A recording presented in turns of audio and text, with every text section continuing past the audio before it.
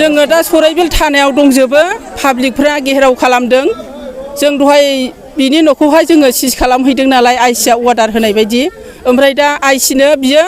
1.5 लाख घुस होनानै दा आइसिआ जों पाब्लिकजों लोगो लायाखै बिजोंसो लोगो जानानै दङ 1.5 लाख होदों ना बोरै मिथिगोन नोंसोरो 1.5 लाख होनाया कन्डिसनानो बुंदों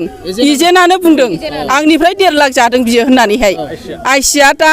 जों पाब्लिकजों नङा कन्डिसनजोंसो लोगो जानानै दङ एजेन्टजोंसो सराइबिल थानानि आइसि औ सराइबिल थानानि आइसिआ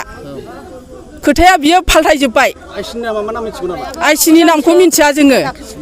गावब्राखौबो बियो गुस होबावबाय गावब्रानावबो खेबथामसै जोङो गावब्रायाबो थाखोमाबाय थायो नुजाया ओमफ्राय जोङो रायदब रुइदब जोंनि गावब्रानि नामखौ इसप होनो सुरिबारिनि ओमफ्राय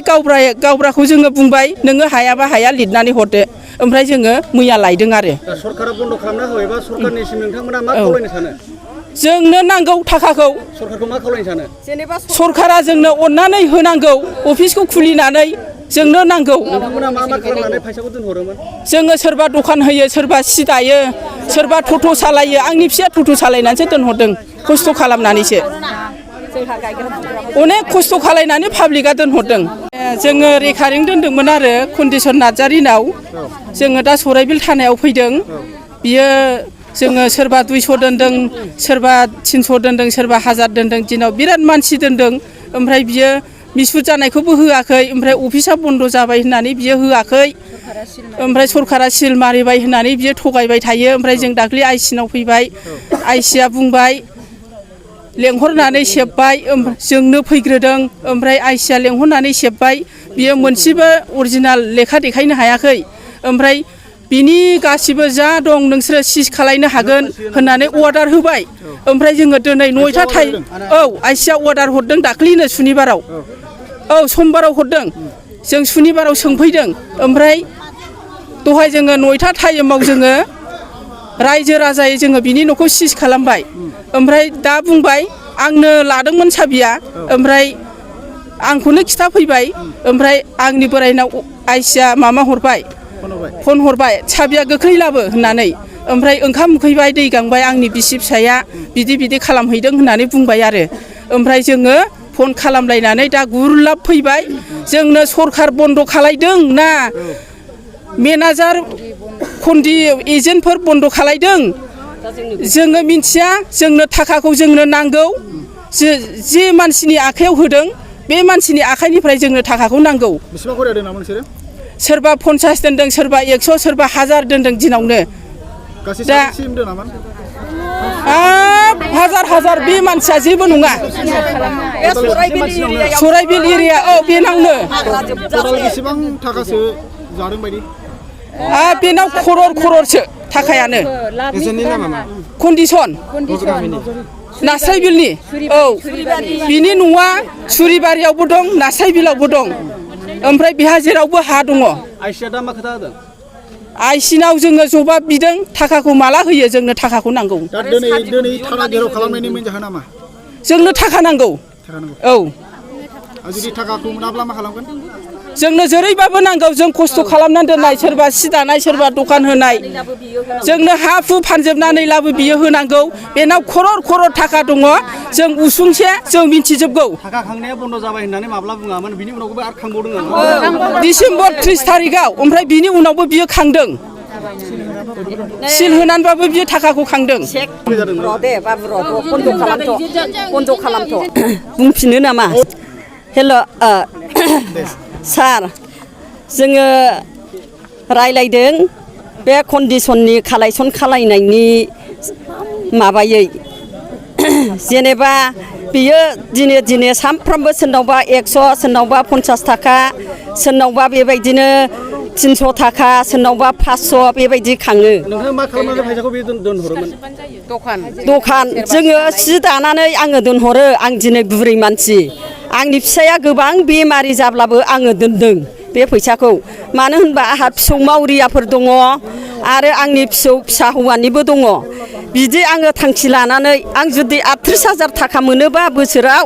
आङो बे फैसाखौ फिसौफोरनो 10,000 दोननोसै बिसोर मेट्रिक पास जायोब्ला माबा मोनसे एडमिसनफोर खालामनानै लाथोंसै होननानैहाय दिनै कन्डिसना ओरैबायदि बुंबाय बाजै जोंनि बेंकआ गभर्नमेन्ट जाबाय दोन बाजै दोन जोङो गदसेबो थाखा थगाया बाजै थाइसे थाखाबो थगाया थाइसे थाखा थगायोब्ला आङो सोरगो रायजोआव हाबनो हानाय नङा बाजै होननायखाय आङो दोननाय जादों बिनिफ्राय दिनै बियो कालेक्सन खालामै बियो बुंबाय जोंखौ नै सिल बुबाय बाजै सेप्तेम्बर मासावनो सिल बुदों होनब्लाबो बियो अक्ट'बर नभेम्बर डिसेम्बर जानुवारिसिम खांबाय जानुवारियाव आङो अमा मासे फाननानै आङो बेनो 6,600 थाखा होफैबाय बिनिफ्राय दाना सिल बुनाय खोनाबाय आङो औ बन्द' जाबाय गभर्नमेन्टआ बन्द' खालामबाय होननानै हाब बोरै बिदि जाखो दे सानबाय आङो बिनिफ्राय दाना आंनि बिदाया बङाइगावनि दाना मैसो सुजानानै आमोखि मैसो सुजाबाय फैसा दंब्ला जाहैबाय जोङो बै कन्डिसन नार्जारि एजेन्ट सुरिपारा गामिया बिफानि नामा लेट जहन नार्जारि होनो बेनावहाय जोङो मोजां बुंनानै जोंखौ बुरखाय फैसा लांदोंमोन आरो कालेक्सन खालामनानै जों दोनहरदोंमोनबो मोजां मोननायखाय दा दोनहरनानै बियो डिसेम्बरावनो सिल गभर्नमेन्टआ सिल खालामबाय होननानै बिसोरो अफिसखौ बन्द' जाबाय बिटिसि गभर्नमेन्ट माबा प्रमद बर'नि सरकार जेनेबा बिटिआर गभर्नमेन्ट ओमफ्राय दा बिसिनि साइन नांगौ अफिस खुलिनांगौबा बिसिनि साइन नांगौ ओमफ्राय लोगोसे आसामनि गिबि मन्त्रि हेमन्त बिश्व शर्मानि सिगनेसार नांगौ होननानै बेखौहाय बुंबाय थादों आरो थगायबोबाय थादों थगायबोयै दिनै जों 6 मास जाबाय बिसोर दिनै होनो गाबोन होनो होननानै ओमफ्राय जोङो बेनिफ्राय जोङो माबा बिदोंमोन रिसिप्ट बिदोंमोन अरिजिनाल रिसिप्ट आरो ओमफ्राय बे एकाउन्टेन्ट अरिजिनाल नाथाय बियो जोंनो दिनैसिमबो होनो हायाखै ओमफ्राय बे अरिजिनाल एकाउन्टखौबो जोंनो होनो हायाखै ओमफ्राय बै आइसिआथ' दाख्लै बुंदोंमोन जों फैबा बे एजेन्टखौनो सेबबाय थादोंमोन जेरैखियाबाबो साननैनि गेजेरावनो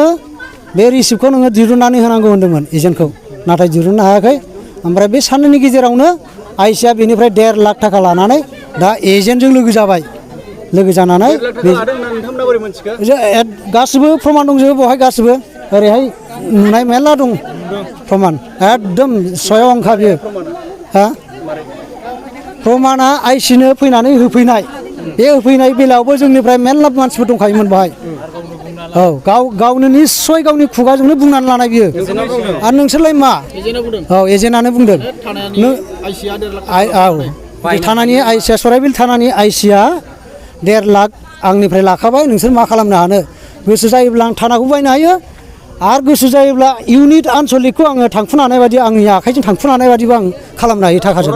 बेबायदि खोथाखौ बे खोथाखौ स्वयं गावनो बे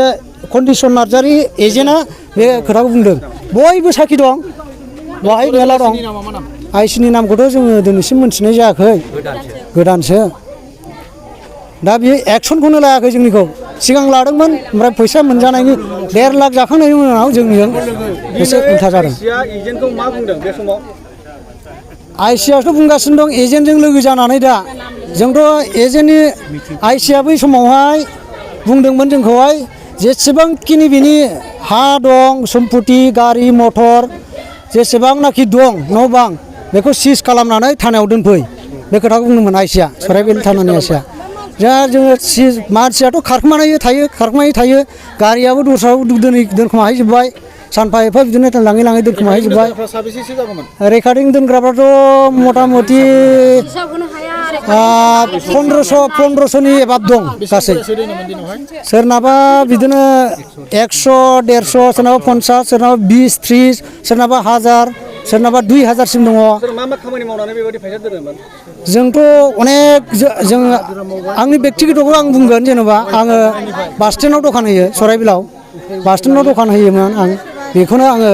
दुखु खस्थ'नि गेजेरजों सान्दुं अखा सोरनिबा रिक्सनि गेजेरजों आङो बे फैसाखौ दोनदोंमोन आङो बे थांखिया जाहैबाय आंना गथ' गथाय फरायनाय दङ बेखौनो आङो मोनोब्ला एडमिसनाव बाहायगोन लेखा